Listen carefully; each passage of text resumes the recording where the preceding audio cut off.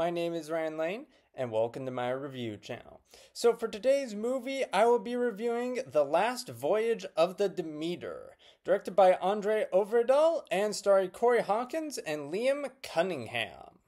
So remember that one portion of the book Dracula where Dracula is transported across the sea and the crew is all found dead? Well, to moviegoers' misfortunes, it would seem the director did. Voyage follows the crew of the Demeter as they set sail to deliver some mysterious cargo bearing some imagery that scares even the toughest of locals. On board this ship is a captain who is just one day away from retirement, or in this case 4 weeks, because of course he is.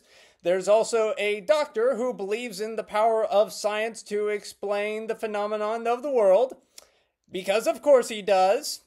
And there's a literal boatload of cliched shipmates ripped out of far superior movies.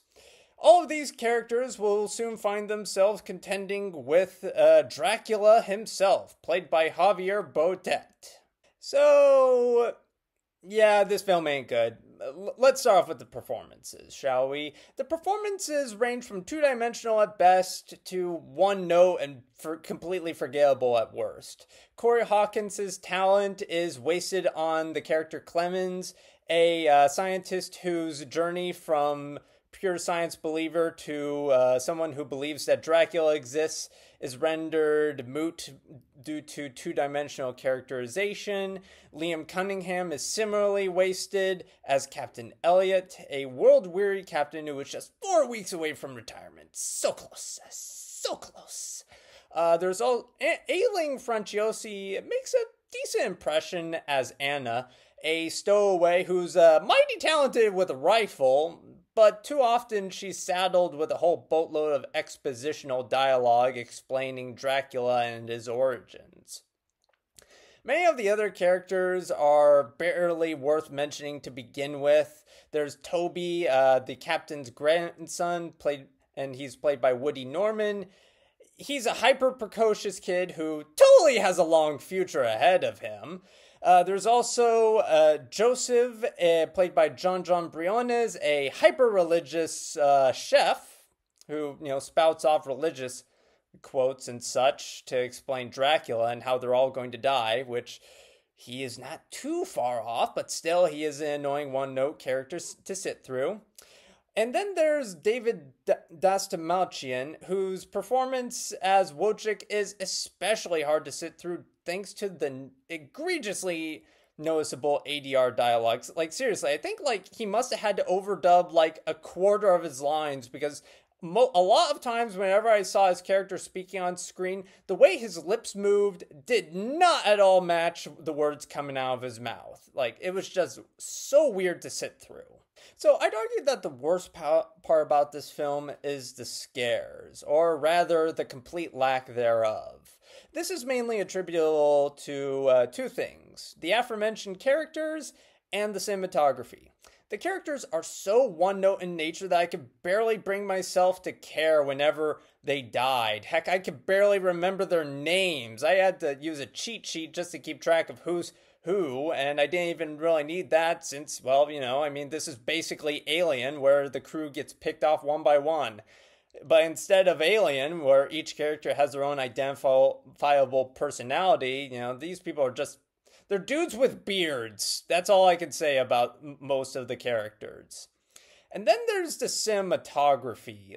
It's so haphazardly edited.